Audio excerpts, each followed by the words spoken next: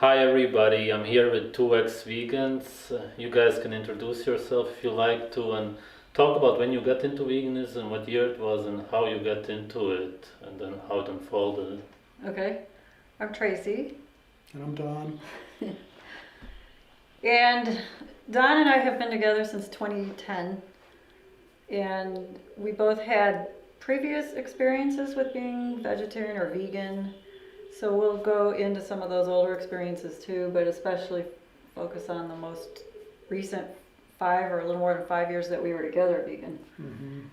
And I just want to say too that, like I was saying earlier, I grew up in the 60s in Chicago where people are pretty disconnected to their food source, but at the stores there was not this produce paradise that is what has, become or evolved to. So when we were growing up, we were still in a time period where there really wasn't the variety of plant foods that there is now. So it was quite different, and people still accepted eating, meat and drinking milk as part of a regular diet. So that is both our backgrounds, being from the Midwest especially. So, and anyway, you want to start first?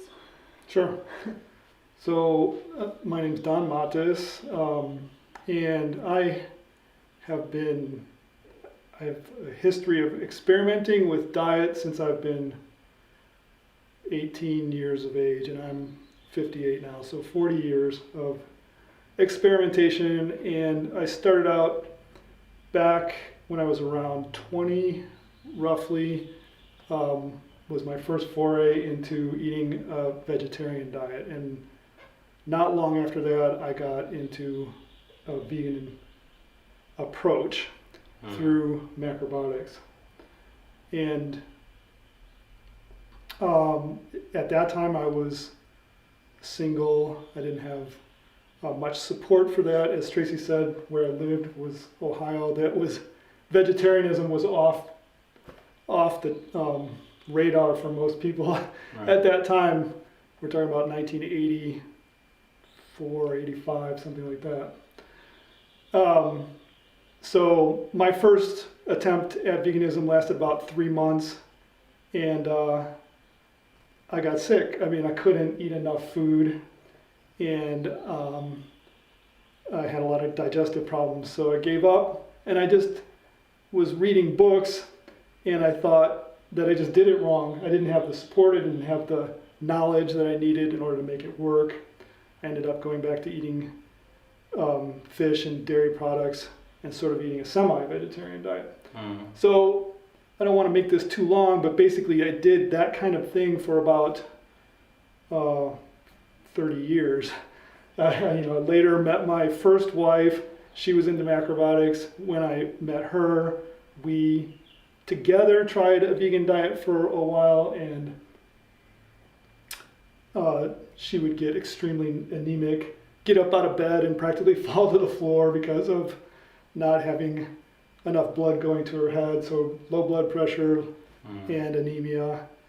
And so we would go for extended periods of time eating a vegan diet, and I would lose a lot of weight. Every time I tried a vegan diet, I presently weigh about 158 pounds, and the first time I did it for an extended period of time, except for that first time I just told you, I went down to 124 pounds.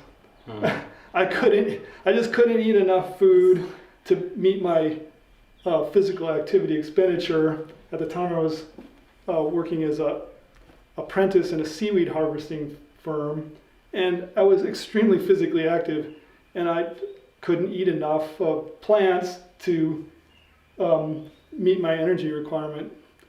And of course I wasn't getting very much protein either, so it was a lot of muscle loss mostly, because I'm not overweight and never was.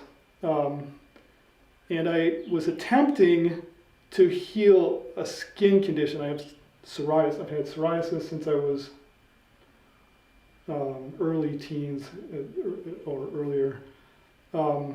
And what kind of got me hooked on veganism was that every time I went through one of these periods where I was unable to meet my energy requirements, so I was in a negative energy balance, I didn't know at the time, but I was in ketosis basically because I'm eating up my own body tissues, etc. I didn't understand that back then, but that's a very anti-inflammatory state, and my skin would get better.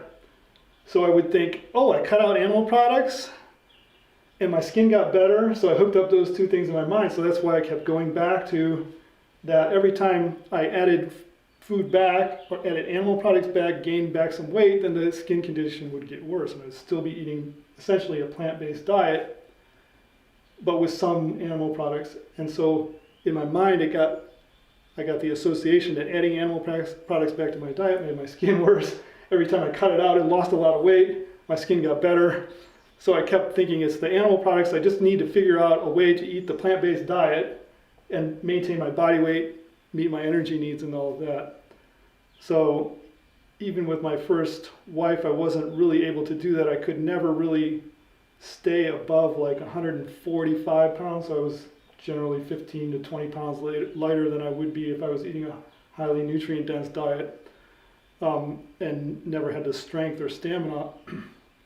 But to kind of put it all in a nutshell, I did that back and forth multiple times, sometimes going for 5 or 10 years at a time, eating vegan, trying to make it work, doing different cooking techniques, different proportions of plant foods, etc.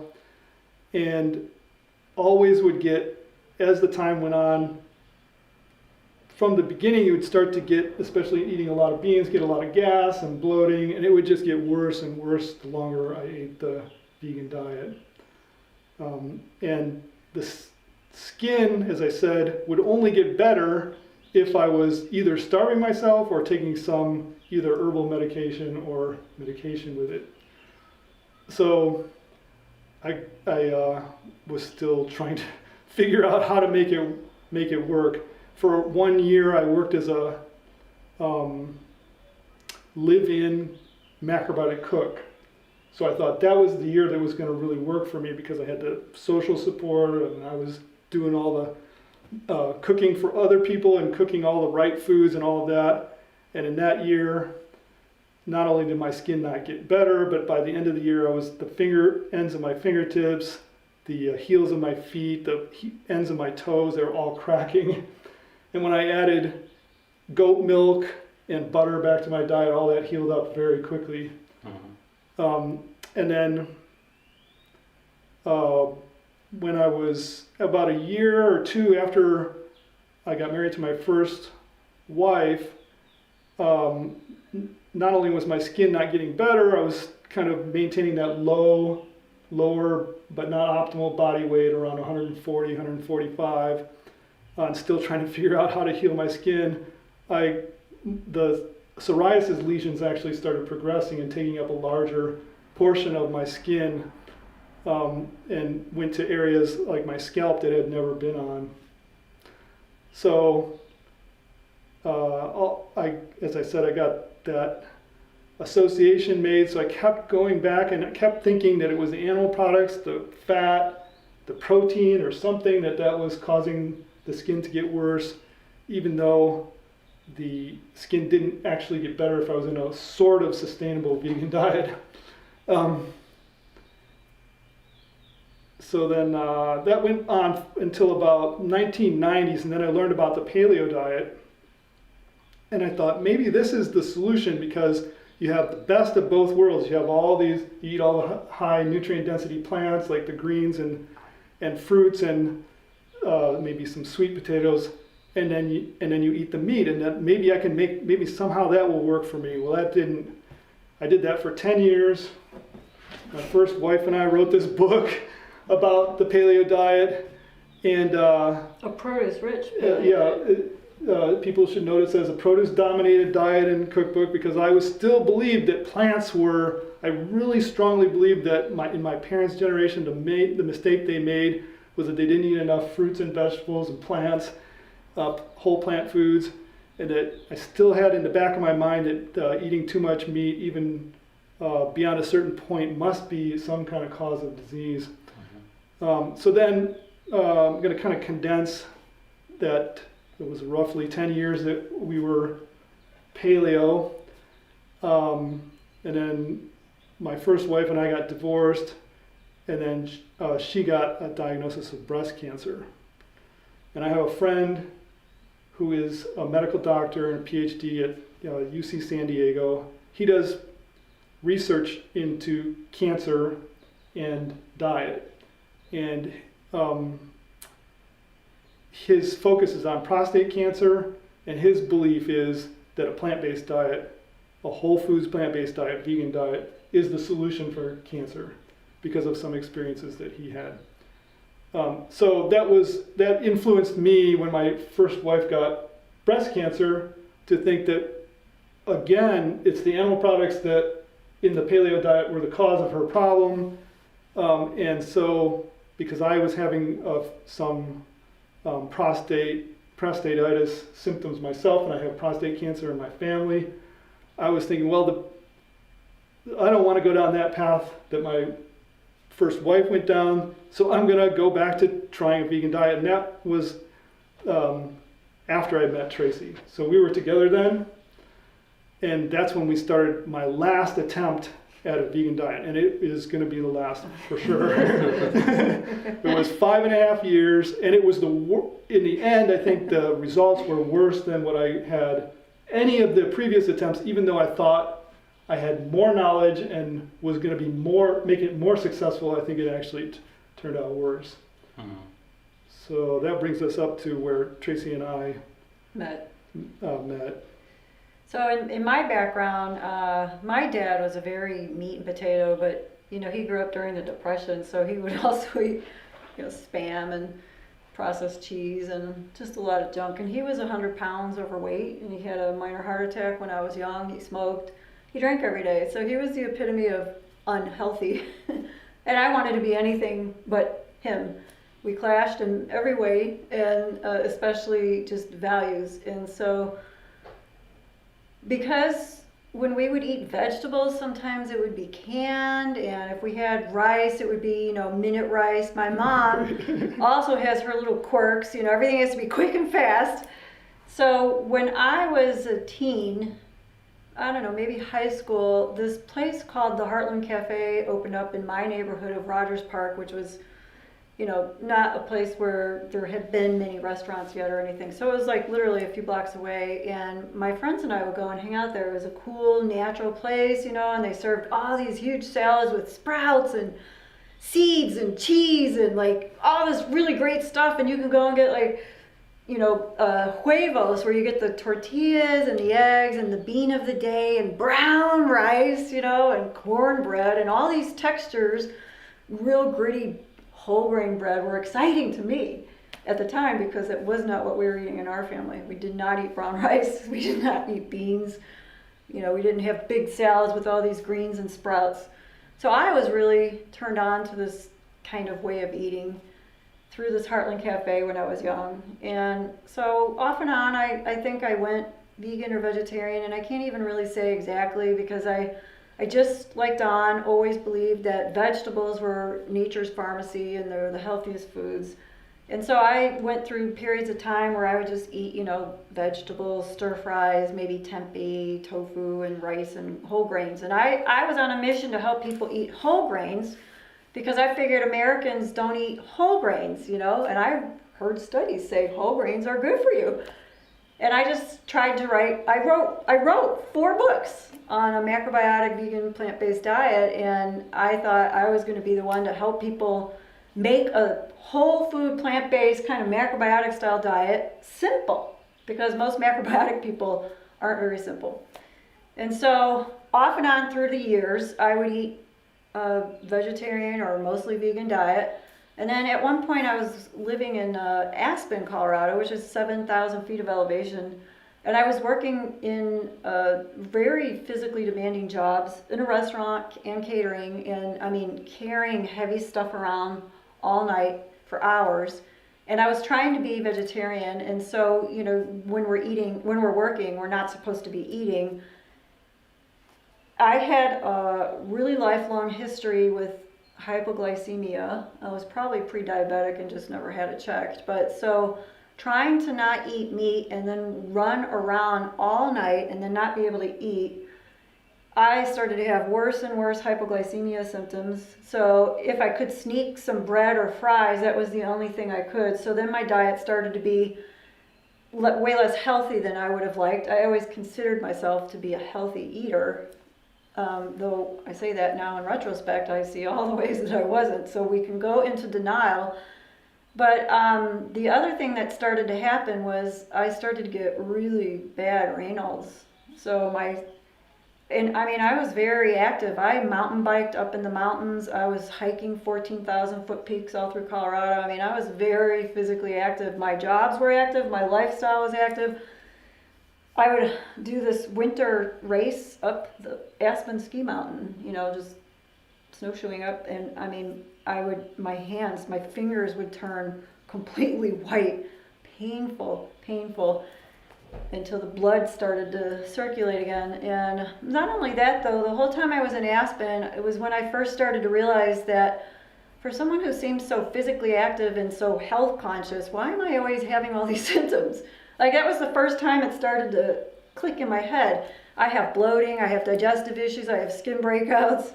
I had all these issues. And so I started to see an acupuncturist, and then I started to get some relief. But when I first moved to Aspen, I was sick with a fever 4 times in 1 year. And even before I moved there, I got pretty bad hepatitis A from eating bad shrimp, raw shrimp in Mexico. So I had then started to develop this kind of constitution that was way more deficient than I used to be, because I just started to get zapped with all these pretty major illnesses. And so over time, I went up and down through periods where what happened is when I was working in the restaurant and I was trying to be vegetarian, there was a Paradise cookie place right off the alley from our place. And when the workers were done from there, they would bring us a big box of cookies at the end of the night. And of course, I hadn't eaten all day. So, I would wolf down chocolate chip cookies because I was like, oh, sugar, feed my veins, right? So obviously, the more I was eating these kind of, refined flour products, the worse I was starting to feel, the worse the Raynaud's got and all of that.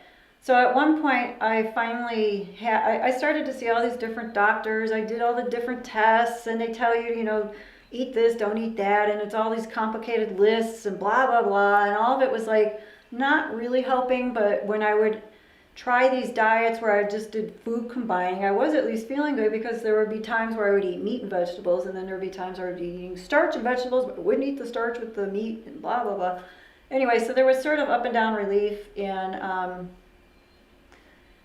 I think I just got so cold, and at that point I moved out of Aspen. I went to Santa Fe to start acupuncture school, and I was able at that time to get some great lamb shank bones and different things, and I would cook it all day in a crock pot, and I just started to warm myself up by just eating all this warm, really slow cooked food. And I found that if I went, for a long time, I didn't like beef. I didn't think I could digest it. I thought it made me constipated. It's the same stuff we have our own clients telling us all the time. And I felt that way too. And yet my sugar cravings were really out of hand. And I ate a lot of refined flour products like bagels. I would get whole grain bagels, but I would eat bagels and scones and all this. But then I would eat vegetables and whatever. So anyway, I just realized that I needed to eat the meat, and it helped me warm up, and it started to bring some life back into my system. But all along from that point, which was in the 90s to the early 2000s, that I was living in Aspen, and then I left to go to school, I just constantly had health issues and symptoms and things that I was trying to deal with. So by the time I moved here to Arizona, and Don and I met, and he was doing the paleo diet, I had already kind of read through Lauren Cordain's The Paleo Diet book at a library one day, just sitting there. And so when he was teaching nutrition, and I ended up in his nutrition class, and he was talking about doing the paleo diet, I thought, okay, well, I'll be on board with that. Prior to that, I had started to eat a lot more beans and vegan food again, and but it wasn't hard to switch me back to protein at that point.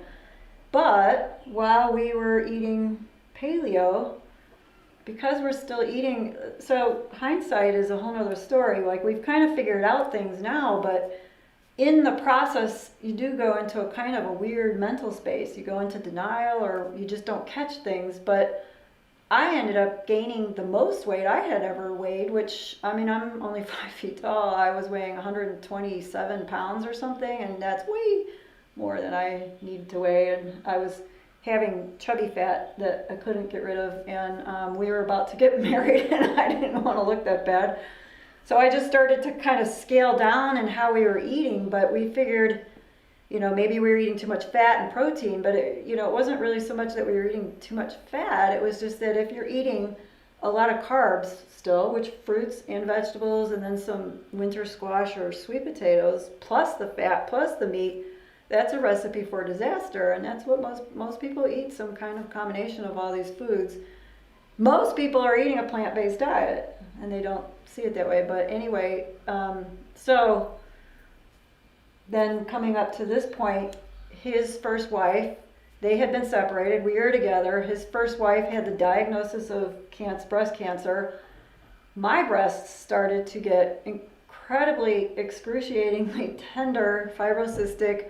They got fatty and really uneven in size. And because I now was facing, you know, someone very close to him having breast cancer, it really freaked me out. And so because she wanted Don to help be part of her health team, consulting and blah, blah, while she was going through her early stages, you know, we were starting to watch all these videos on the Garrison therapies and, you know, all kinds of vegan-based videos. And we started to read all these plant-based books, and we just started to be convinced that it was the red meat and the saturated fat that leads to progressed breast cancer development, tumor growth. T. Colin Campbell with the whole, you know, the rat study that he did, where, you know, the more that the rats ate the isolated casein protein, the more the above 5 or 10%, the more their tumors would grow, and he would get that out of the diet, and the tumors would shrink, and he repeated it over and over. So it was foolproof studies, or so we believed. And we went vegan, and within 3 months my breast condition healed. So I figured But you also lost I lost quite a bit of weight. So at first. So when you lose weight, first. you get better. So yeah, we thought we were on the right track at that time. So should I keep going? Basically, we eliminated the deadly combination, which is high fat and high carbohydrate. Yeah. You know, that's the deadly combination. It really raises your insulin level, and that's what causes most of these degenerative diseases that people are dealing with. So yeah, vegan or plant-based works to an extent if you severely reduce if you're eating a high carbohydrate vegan diet and you severely reduce the fats. It can seem like it has some benefits because you eliminated this deadly combination of fat and carbohydrate, and you're just on the carbohydrate now, even though that's not good for you. It's better than having the two together. So as Tracy mentioned, she mentioned T. Colin Campbell. She also ended up actually taking the T. Colin Campbell Nutrition Center certification. So yep. So I was sold into this movement. I mean, I really was like thinking I was gonna be vegan for life. And then I ended up writing a big book. I don't have a copy of it here, but it's called Powered by Plants. You can find it on Amazon. Still for sale. I think people are trying to sell it for $75 a copy. But if you want one, you can go to my website and get it completely free, because that's what it's worth. $0. But all of my vegan books are downloadable for free too. In that book, I was so convinced at the time that plants were what we were supposed to eat that's what I tried in that book. I tried to marshal all the scientific evidence I could to quote unquote prove that humans are herbivores like chimpanzees.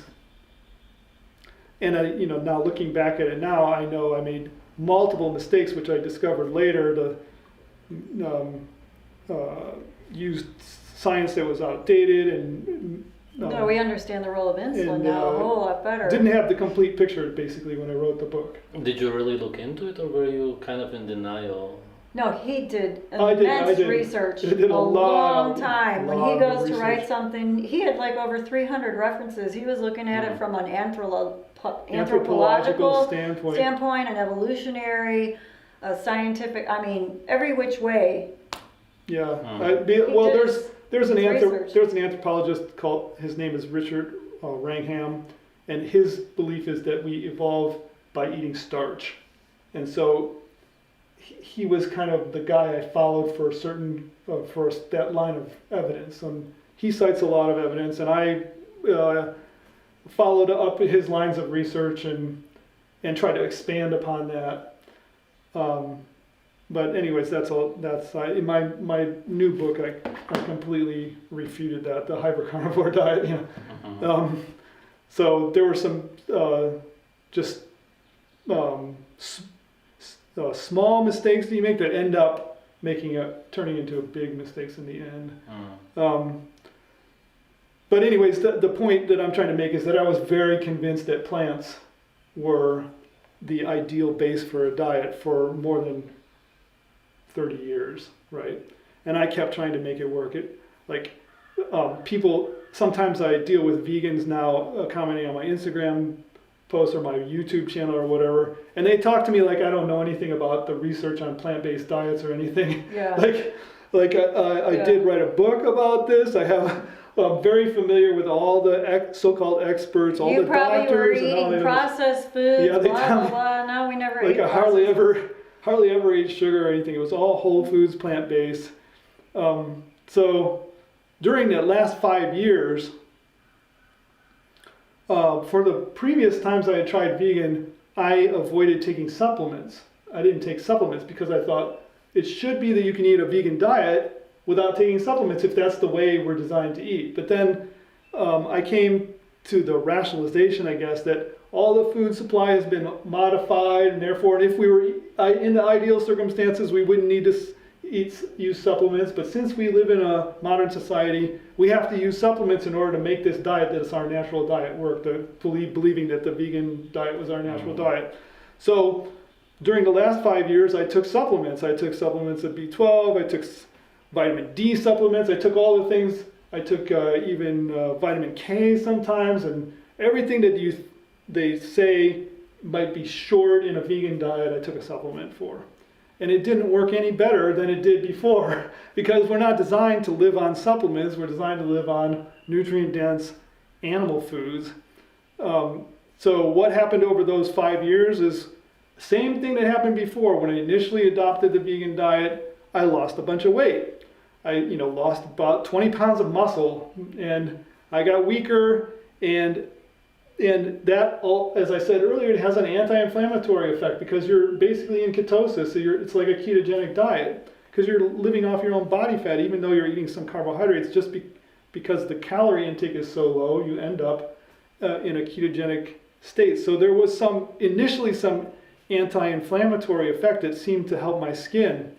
But then as I stabilized and got used to eating all these plants again, and the portions got larger as my stomach adapted, so I was eating like the bowls of cereal that are this big, for breakfast, and very large amounts of rice and whatever to try to meet my caloric needs. Two things happened. First, I put on a layer of fat, and my waist got larger than it ever was.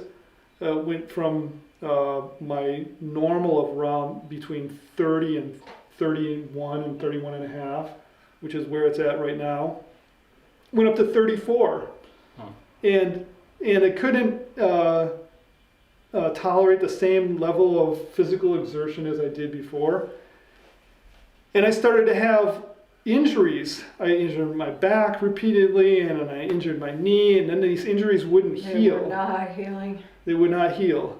The last injury that I got that really kind of was like one of the straws that broke the camel's back that made me finally decide this vegan diet is not working was I injured my knee, and it took, even after 18 months on a vegan diet, it didn't heal. And then during the last, say, year and a half of that 5 years, my skin got progressively worse.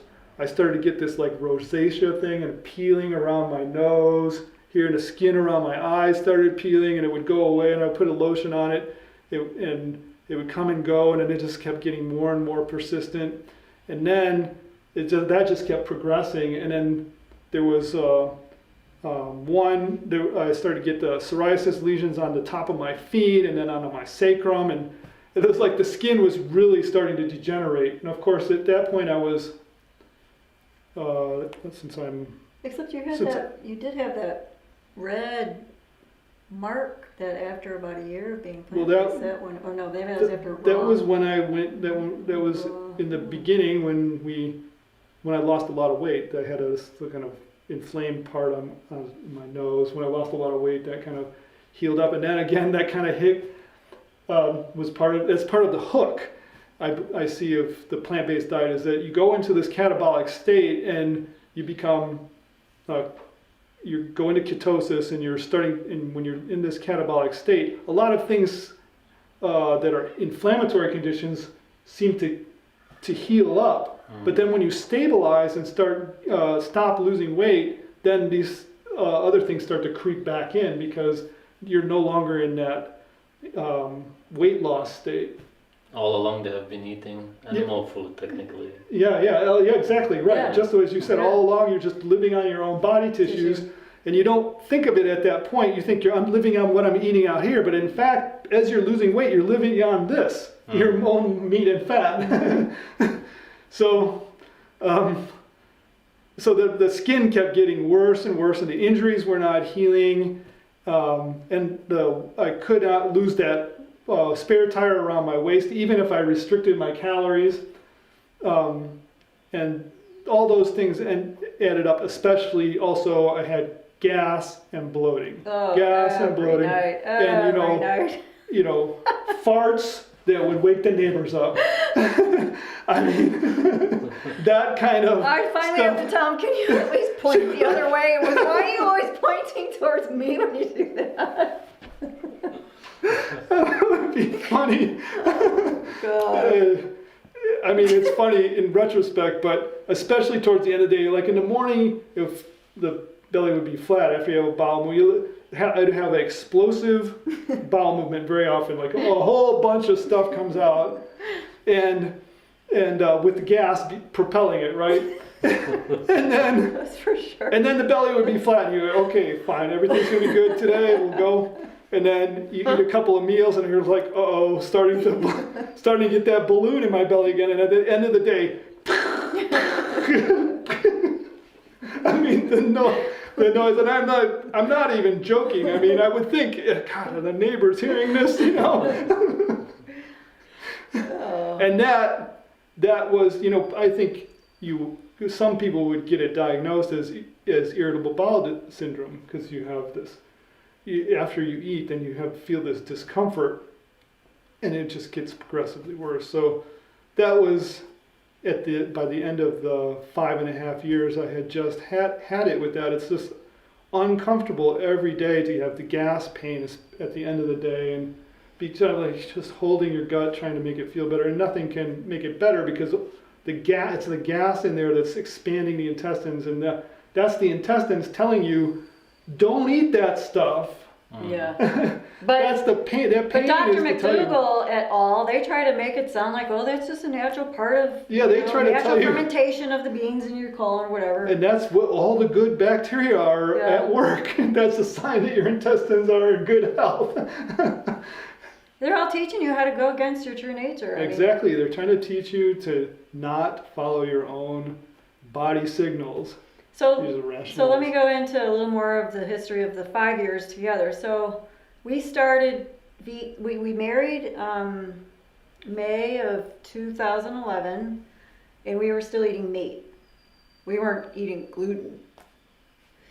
And so I catered our own wedding, and we had a gluten-free wedding. I was so proud. No bread, no nothing. Anyway, so later that year, I think, was when we finally turned vegan. So we started in late 2011.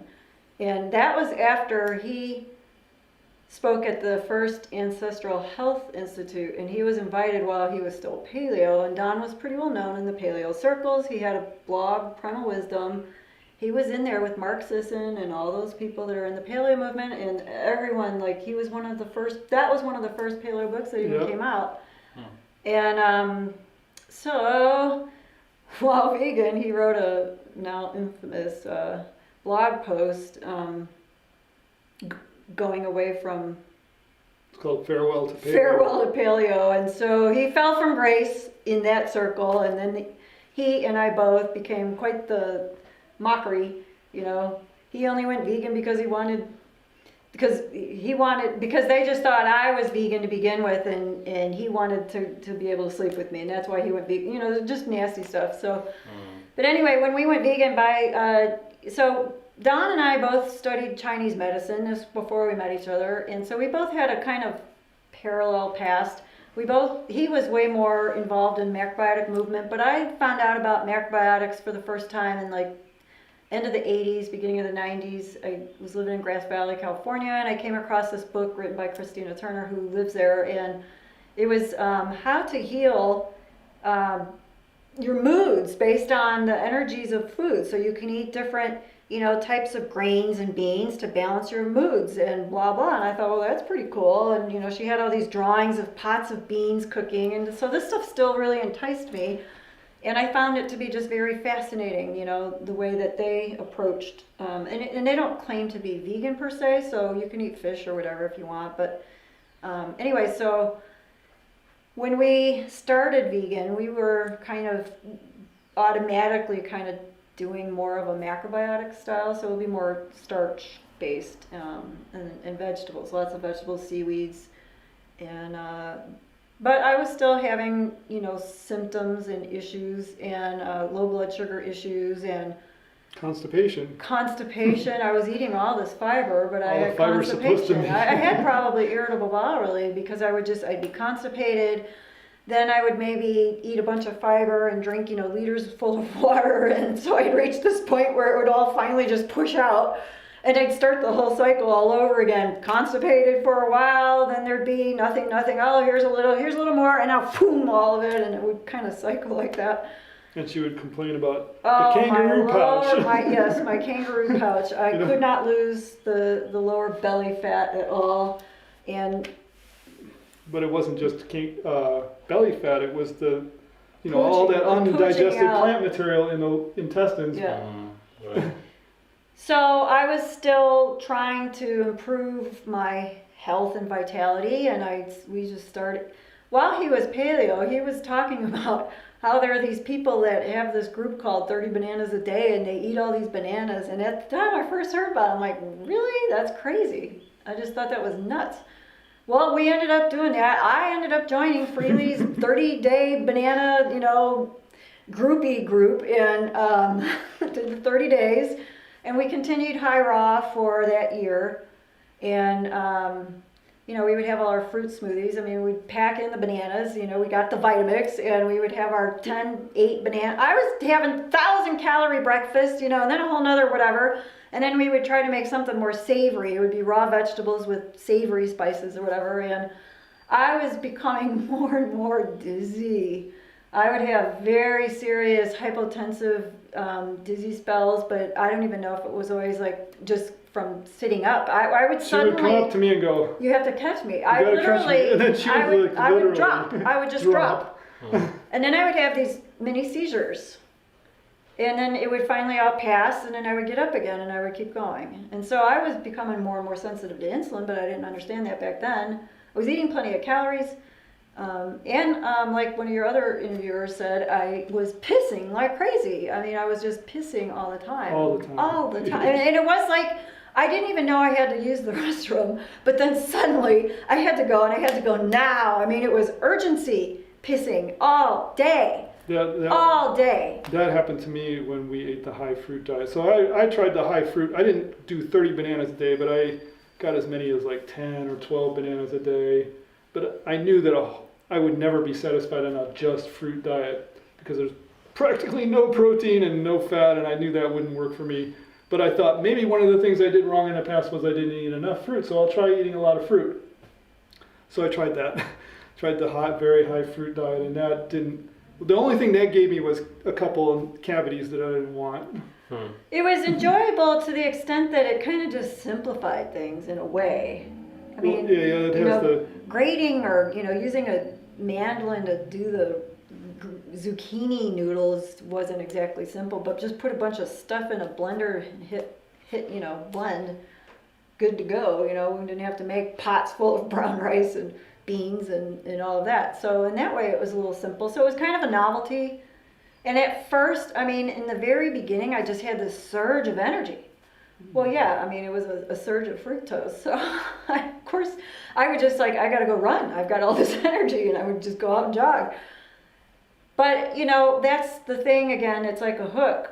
You have these initial symptoms that feel like you're on the right track. You have relief of some problems, you have a surge of energy, you think you feel good at first. And so you think it's the right thing, and then you keep going along, time goes on, and now there's more and more symptoms starting to show up again. But because the more you start catabolizing your own body, especially when you're older, like we're in our 50s, when you're older, you're not as efficient at getting nutrients from food, even if you're eating the best food, meat and fat and dairy products. If you're eating only plants, you're getting so much less out of it, and you're just breaking down your own body to stay alive.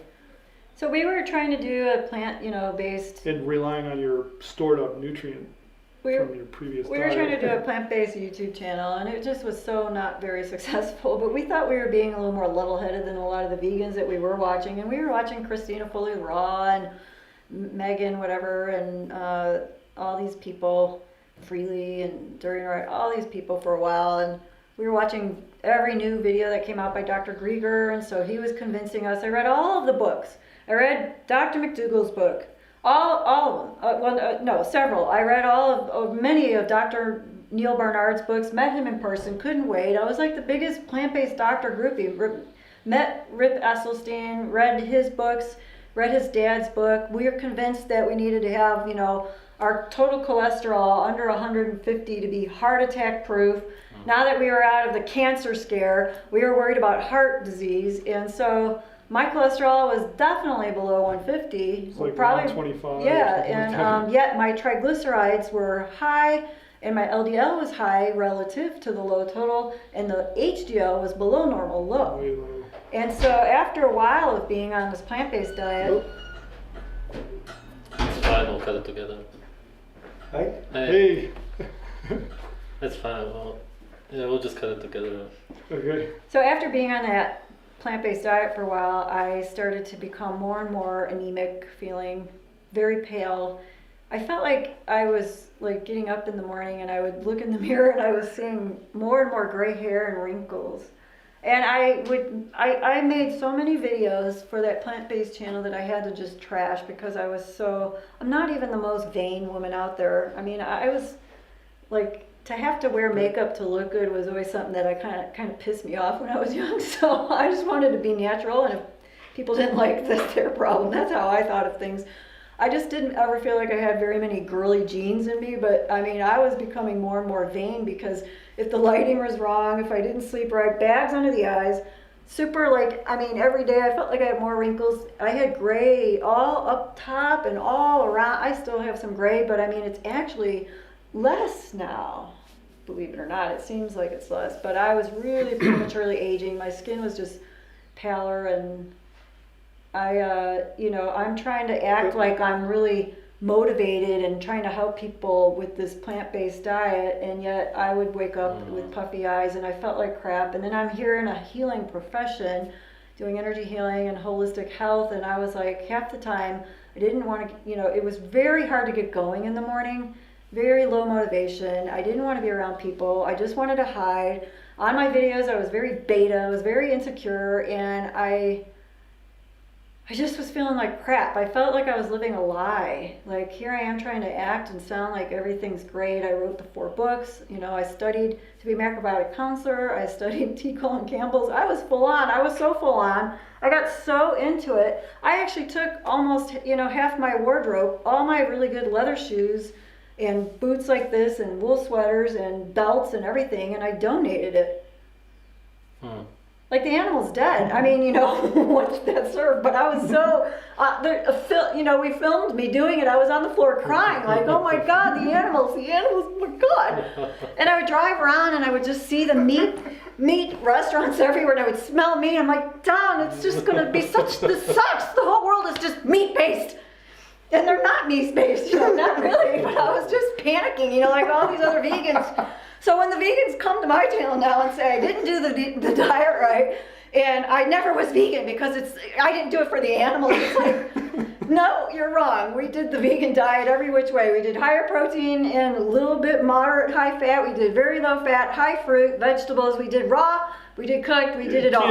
We never did junk food. We never did processed foods. We were never junk food people to begin with. So, I mean, it was just like, wow, we gave it our best shot. When we started to add meat back, I mean, instantly, I just was like glowing. I felt like myself. I literally feel like the vegan diet sucked my soul out of me.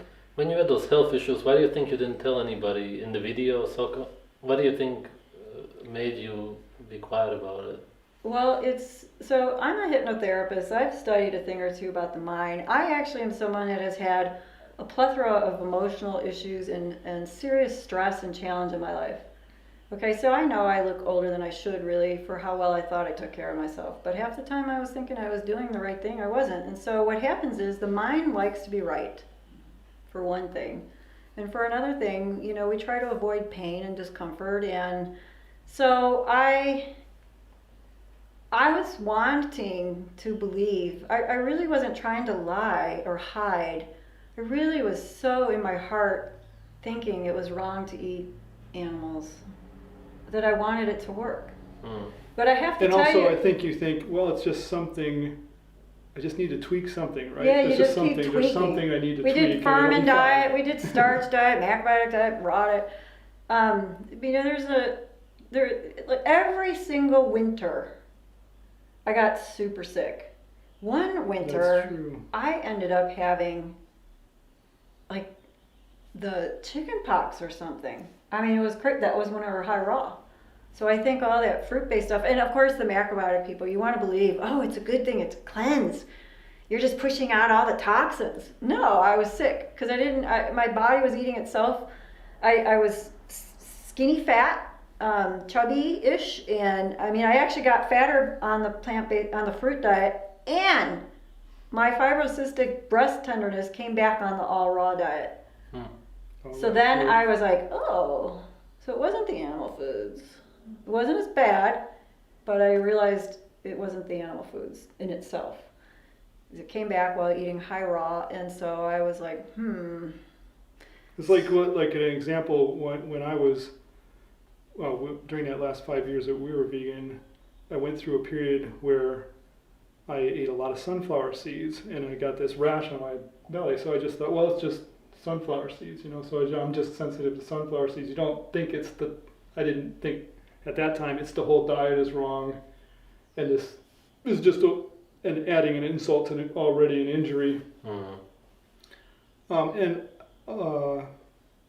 I think the one thing that Tracy said is also, especially in the so-called holistic plant-based realm, there's an idea of the detoxification reaction. So all your symptoms can be declared, detox. I'm detoxing, rather than it's something wrong with the diet. Oh, you're finally detoxing. I'm sick, but this is good. Yeah, exactly. Your sickness has turned into something that's positive. I mean, I had major sickness every winter, chills, fever, the whole works, and then breaking out all over the torso, itchy as crazy, like mumps or chicken, whatever the heck it was, one of those kind of things. And then it would roll into allergy season. So basically, from about the holidays until April, we felt like crap because the allergies are horrible around here, and so far, I don't know how this season will go, but I mean, it wasn't as bad last season. Hopefully it's even better this season, but it's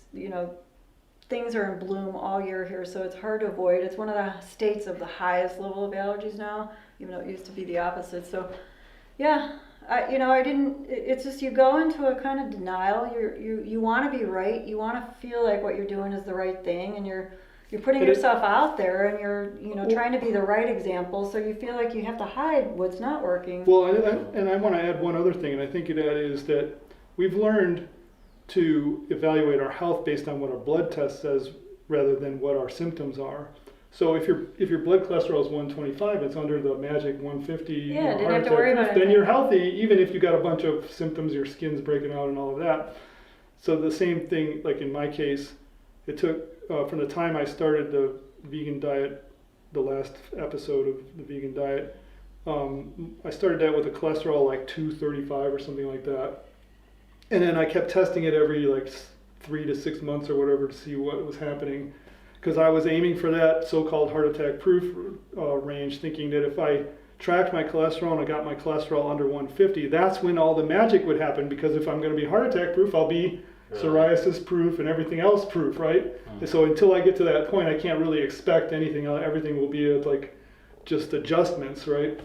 So my cholesterol went down a little bit at a time. Like every time I tested it, and it would go down like 30 or 40 points or whatever, and then it gradually declined to 154. It was the last test that I had while I was vegan, and that's when I felt the worst. That's when my skin was the worst, everything, and that was again that was at that point that I realized that this whole thing, the whole ideology behind this, has got to be wrong, because if I'm at the level of cholesterol that these people think is where you should have the pinnacle of health, and my symptoms are not showing health, then this whole idea that your cholesterol should be down at this level is just wrong.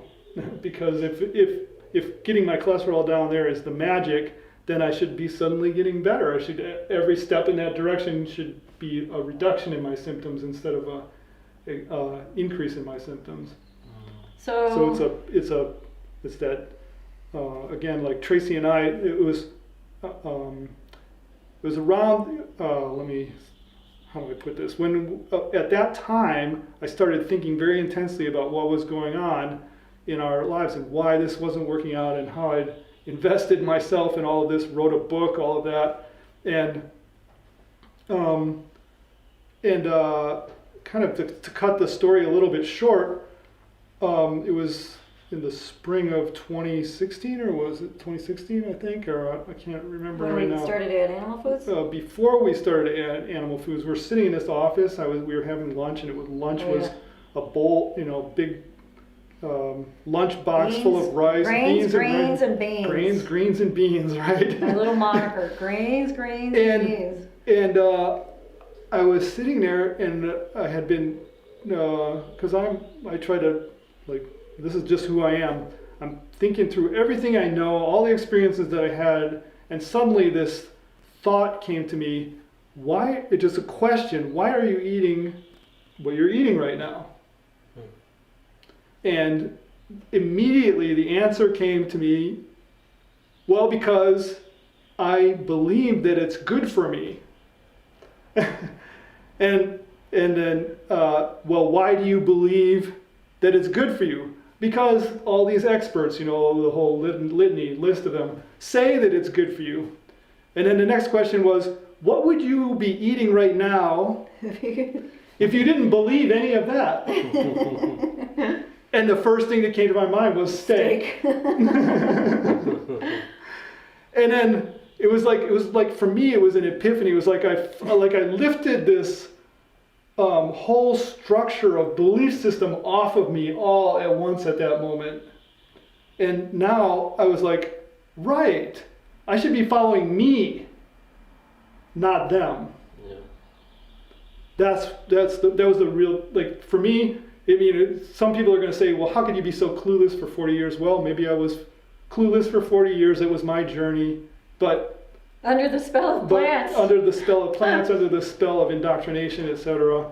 But that was my journey. It took me that long to figure it out, doing it the way that I did, and I don't have anything to be embarrassed about my own journey. But that was, for me, like the enlightenment. And so like it was right after that, I was like, I don't want any of this But stuff I- anymore because I don't yeah. there was a question, do you really enjoy eating this? No, I don't really enjoy it. Like, I don't It's really all like that kale. chewing. I don't really like chewing Oh all down my all of God, this you rice. gotta chew, I chew. really like milk. I really like eggs. I really like meat. So that's what I'm going to eat. And that's when my health really started turning around, when I just decided I was going to eat what I enjoyed eating rather than what everybody told me was healthy. Nothing was satisfying towards the end before we ended being vegan. Nothing felt satisfying. We started to actually buy more of the plant-based meats because we just wanted something more savory. But But it just still was craving never. protein. Yeah, we were craving protein. So we started to add the protein back in the spring of 2017. And then by May, we started a low-carb, kind of more keto challenge. And we just kind of kept backing off on all the And the more produce. And the more that we did, the more his psoriasis improved. So we kept at it. We the we first finally time realized- in 40 years I'd ever seen any of those lesions improve without losing a lot of weight, without losing a lot of strength,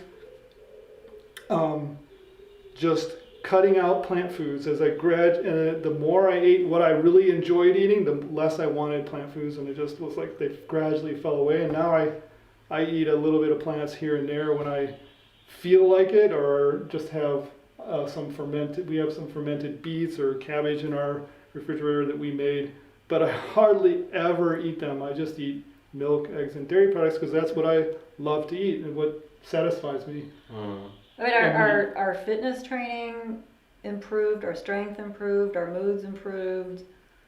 I mean, I just felt like the real me finally woke up. Mm-hmm. What do you both think about the future of veganism? Where is it heading? Well, I personally think that there's a big institutional and corporation push for plant-based because there's a lot of money in turning cheap plant material into something that sort of resembles milk or meat. So I think there's going to be a big commercial and on the level of political push for for plant-based diets.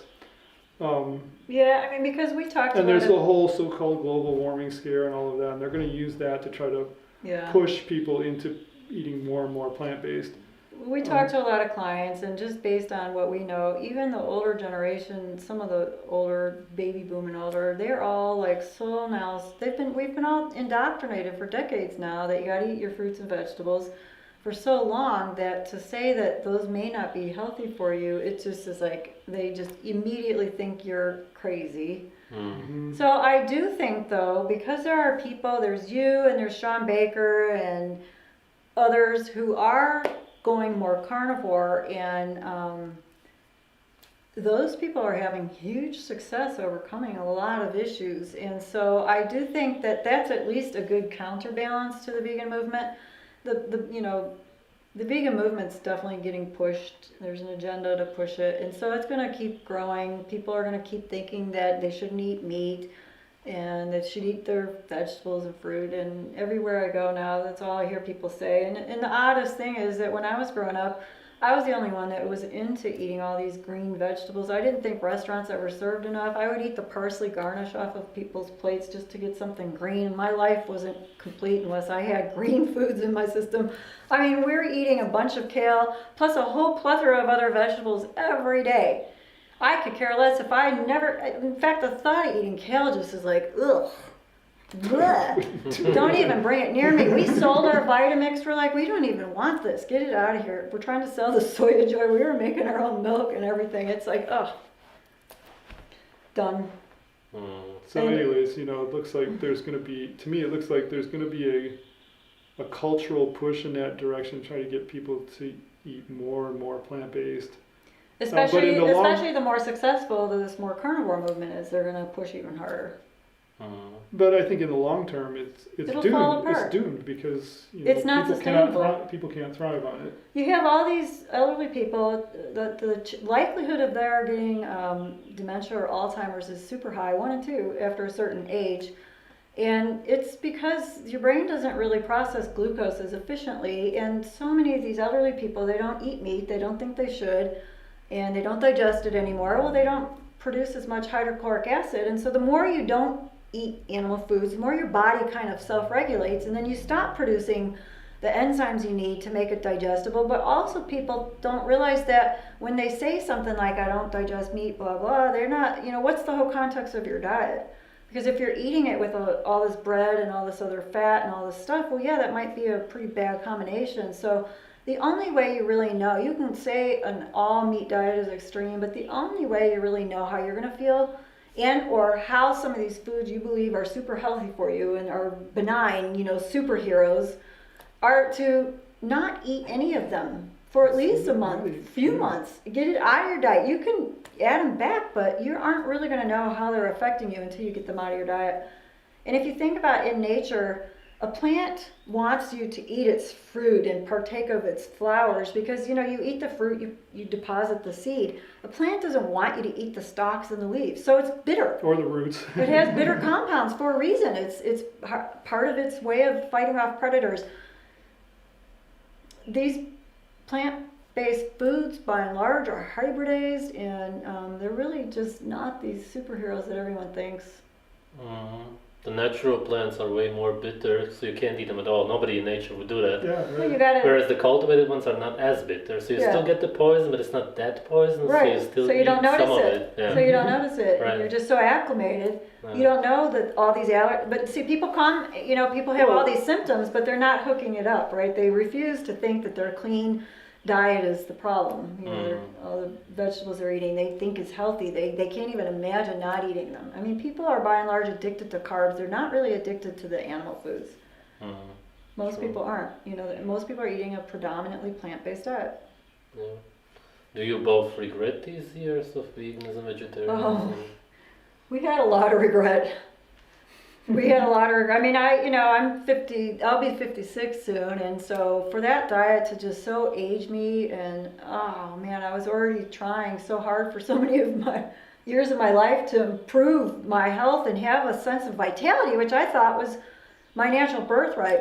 The thing is, when I was younger, I thought I was an odd case, that just wasn't well all the time, and I now see how it's pretty much everyone. There's very few people who aren't on meds or overweight or sick or in pain or something. I mean, I had ongoing joint pain and all these things that completely went away once we got off the plants.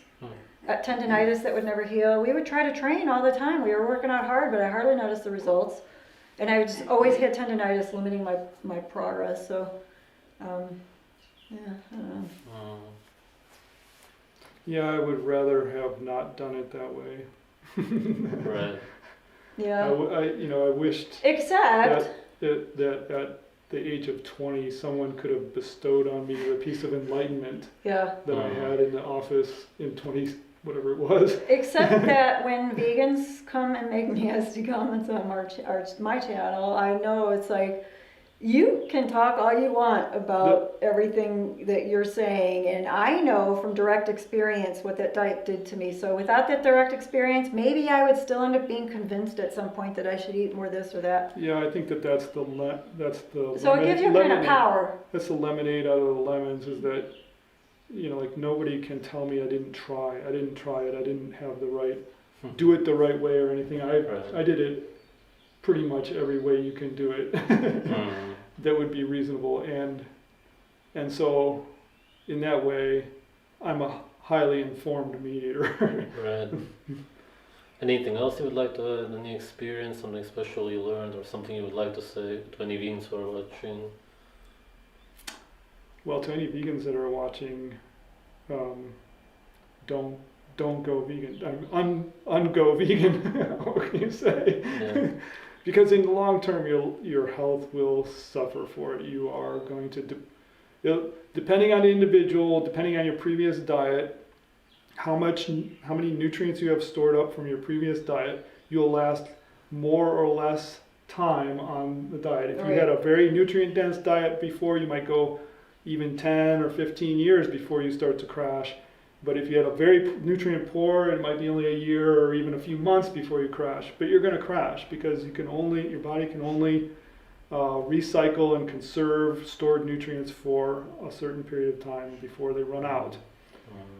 So that's that's the illusion that it comes from that diet, is that because you feel good now, you think you're going to feel good forever, but because you're relying on stored nutrients, especially like vitamin A and iron and zinc, those things that are recycled and stored in the body to some extent, eventually you gradually lose those and you dip below the threshold. That's when you start to see things happen. So a lot of people think they're fine and then they crash. And another thing that I do want to say is that there may be some people out there that do okay on a vegan diet over a long term, and that's because humans vary in their ability to adapt to any kind of environmental circumstance on what we call a bell curve. So there are some people who are going to be, like, if they cut animal food out of their diet, they're going to feel terrible right away. And then there are some people who, when they cut animal food out of their diet, it might take 20 years before they feel poor. And those are the people, those people that are more efficient at using plant foods, etc. They're the ones that are the leaders in the plant-based movement. You know, they do good enough for their own purposes that they can go for a long period of time. And they make the error of thinking that because it works for me, it works for everybody. But that's like somebody who's a star in NBA basketball saying, since I can be a basketball star, everybody can. No, that's not the case, because you're a basketball star because you have certain genetic gifts. You have a height and agility and all of that stuff that came from your genetics, and the same thing goes for adapting to a plant-based diet.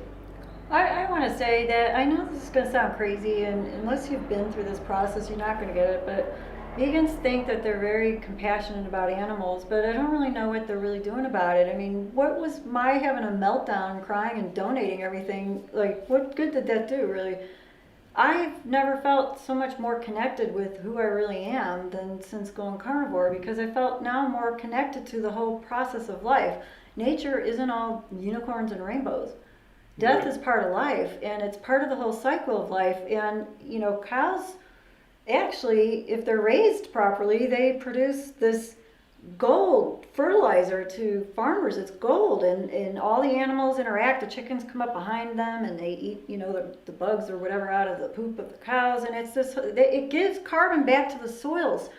And growing produce in row crops is taking minerals out of the soils. And so, you know, and not only that, but to sustain a plant-based diet, you have to rely on a lot of imported food, and it's being imported from all around now, China and South America. And so people think it's more sustainable, but they're really deluded. It's not really the truth. And when you finally, like, reclaim your power and realize that, you know, this is part of life, and I need to just own up to the fact that part of my being alive is going to require the death of these animals. It kind of just, I don't know, it's just, you start to feel like who you really are and who we were ancestrally in the past. You know, there was no question.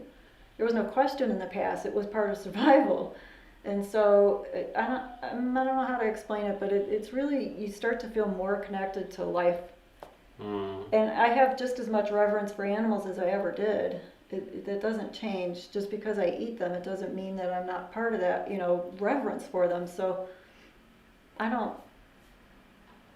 think vegans really think they have the moral high ground on that, but I don't agree with that anymore. Okay. Thank you both for sharing. Thank you. Yeah, you're welcome. Glad we finally got to hook up and make this work. Yeah.